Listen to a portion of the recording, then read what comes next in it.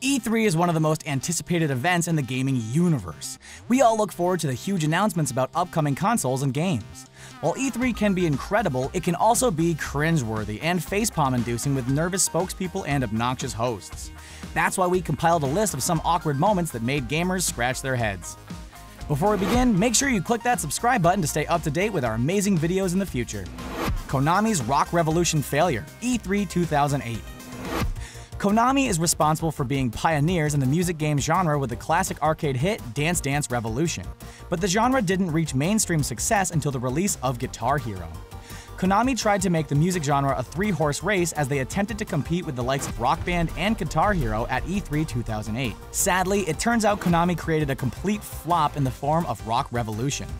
To make matters worse, the presenters on stage playing the game actually failed the song. Talk about stage fright. The presenters were booed off stage virtually. That may be one of the most awkward situations of all time, unless they were trying to make a statement of how practice makes perfect. The friendly people at E3 are much too kind to actually boo the presenters in person. That is reserved for Sony when they tried to sneak in some cheeky product placement during the announcement of the 3G AT&T PS Vita at E3 2011. Anyway, watching such an awful performance from the so-called experts who developed the game must have tempted a lot of the gamers in attendance to raise their voices in rebellion. WONDERBOOK, E3 2012. People love Harry Potter. People love video games, so why not make a magic book somewhat based on Harry Potter that allows players to shake a remote, which is a clear knockoff Wiimote. It looks nothing like a wand. Well, that is essentially the concept behind the ill-conceived WONDERBOOK. WONDERBOOK was a clear attempt to appeal to the casual market. Sony came up with the brilliant idea to use motion control in conjunction with a book-shaped device. Acquiring the support of Harry Potter author J.K. Rowling was a great decision, but not using Harry Potter branding was a colossal mistake. We all know that marketing is essential when it comes to selling video games. If you put Star Wars or The Lord of the Rings in the title, the game will sell incredibly well, even if it's awful. Putting Harry Potter in the title would have done the exact same thing. A swing and a miss by Sony. To add insult to injury, the E3 stage demo of the device was chock full of technical issues, which is definitely not good advertising. To WONDERBOOK's credit, at least it was released on a national scale. BattleTag, E3 2010. For some reason, Joel McHale is always notoriously grumpy when he's dragged onto the stage to present something gaming related. Whether it's the VGAs or E3, let's be honest, who can blame him when he's forced to talk about something as ridiculous as BattleTag? Essentially, BattleTag was Ubisoft's failure of an attempt to sell a laser tag game. They did their best to make it seem like the game is something more than laser tag, but in reality, it's just laser tag. McHale did everything he could to not be completely embarrassed when playing the game, while the exaggerated enthusiasm of the developer is hilarious and saddening at the same time. BattleTag is more of a device than it is a game, and because of this, Ubisoft had no clue how to market the contraption. The product did not have much of an appeal, which caused BattleTag to be released in select test markets, mainly Canada and Texas. We truly feel sorry for you, Canada and Texas. Seeing as BattleTag has never seen a wider release, it is safe to assume it did not do too well in those test markets. Vitality Sensor, E3 2009. Nintendo is known for releasing a wide variety of add-on devices for their consoles, especially for the Wii in particular. A lot of these devices made some kind of sense, while others such as the Wii Vitality Sensor did not seem to serve much of a practical purpose at all. Not even the creative geniuses at Nintendo could come up with a significant use for this device. Shockingly, it turns out not many games require a Vitality Sensor, so it has never been seen again since E3 2009. Announcing a product at E3 and never releasing it is truly awful. Even worse than this catastrophe is only releasing it in 2 markets.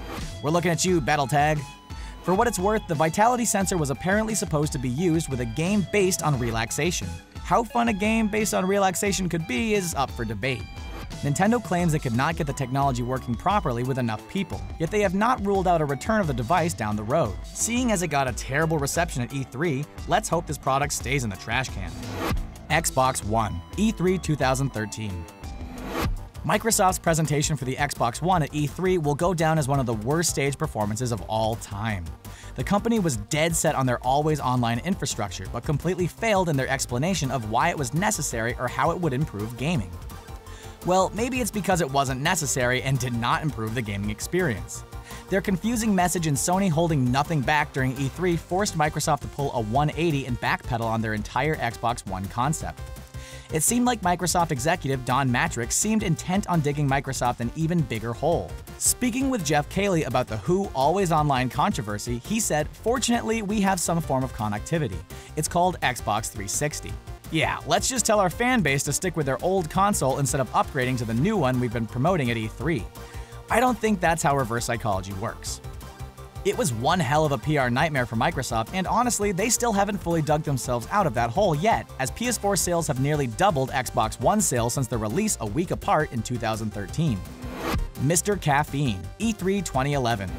Let's go back in time years and years ago to when Ubisoft wasn't known at E3 for their last-minute surprising reveals of games such as Watch Dogs, The Division, or Rainbow Six Siege, but rather the embarrassingly awful Mr. Caffeine.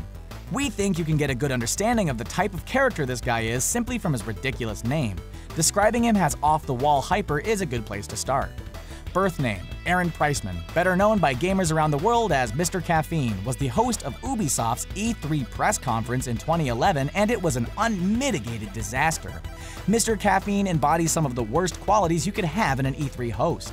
His humor is juvenile and childish to the point where cringe isn't even the right way to describe what is going on. To make matters worse, his doodly-doodly-doop time-traveling sound effect may be the worst thing you will ever see. He also mispronounces Tom Clancy as Tom Clancy multiple times. Mr. Caffeine may have been an unbearable annoying host, but the funny thing is, he's not even the worst host in E3 history. Sony's entire press conference, E3 2006. At E3 1995, Sony announced the original PlayStation at the low price of $299, which shocked attendees and gave it an advantage over the competition. Well, in 2006, Sony announced the price of the PS3 to be an insane $599. If you want to compare, neither the PS4 or Xbox One were released at that price point 7 years later. It's safe to say that is a hefty price for a console. If the console was up to par with gaming PCs at the time, maybe it would have been worth the price, but Sony had little to bring to the table in 2006, causing their press conference to be abysmal. Sony was pushing a launch title called Genji based on real battles from Japan's history. I don't know what history book Sony was reading because I don't believe giant crabs with sweet spots were a part of ancient Japan. Sony also tried to push the PSP during E3 2006. While the PSP was selling well at the time, the best hype Sony could muster was Ridge Racer. Well, actually, Ridge Racer! Luckily, it seems Sony has learned from these mistakes because their conferences are consistently one of the more exciting parts of E3. Nintendo's entire press conference, E3 2008. Nintendo is one of E3's most inconsistent performers year in and year out. Sometimes they deliver fantastic presentations like in E3 2004, but other times they show how clueless they are when it comes to pleasing their hardcore fan base, which has been a struggle for Nintendo for quite some time now. In an attempt to appeal to casual gamers, which was all the rage during the height of the Wii's console dominance, Nintendo decided to have a press conference focusing entirely on that casual audience. It may not seem like a bad idea, but a lot of casual gamers do not watch E3 at all. Some of them don't even know what E3 is. Simply put, the press conference was one of the worst of all time. From Cammy Duanaway's cheesy Wii Sports Resort demo to the usually excellent Reggie Fils-Aimé making a fool of himself trying to promote the Wii's Wii Motion Plus device, Nintendo's E3 2008 presentation was an epic failure. To cap it all off, Shigeru Miyamoto's big game for the conference was the critically insulted Wii Music, which debuted with disturbing arm waggling from the ironically named real-life drummer DJ Ravi Drums. Jamie Kennedy, E3 2007. If you didn't already have plenty of reasons to dislike Jamie Kennedy, he gave everyone another at E3 2007. As the host of Activision's conference, the actor and comedian gave what is arguably the worst guest host performance in the history of the event. That is pretty sad considering how awful some hosts in the video have been.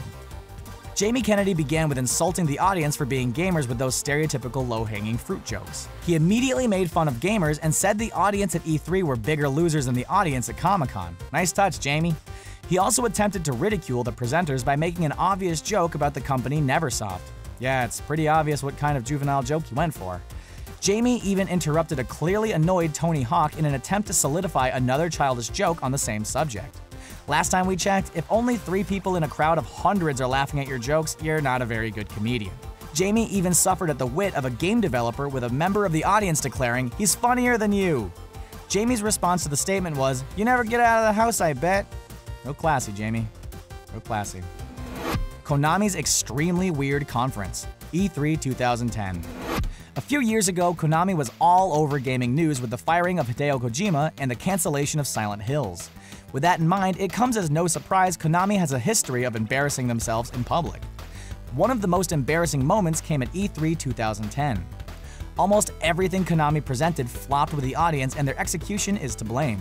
The conference included a confusing reveal for the mediocre Never Dead, a trio of professional wrestlers, and Japanese developers struggling to speak English. Why they couldn't get native English speakers is an absolute mystery. That being said, one of the few English speakers did spend a lot of time staring at the back of his fellow presenter's head with incredible amounts of determination, so Konami may have made the right decision after all. Konami's E3 2010 conference was so bad they haven't really had a presence at the show since. Konami, the once proud gaming company, has been in decline for years, and the events from a few years ago have certainly sped up the process. Signs of Konami having no idea what their fans want can go as far back as 7 years ago at E3 2010. Hopefully, we won't have any cringeworthy E3 moments this year, but who are we kidding? It's bound to happen. Let us know of any awkward E3 moments we may have missed in the comments section below, and while you're here, why don't you check out some of our other videos on our playlist and subscribe to The Gamer. Thanks for watching.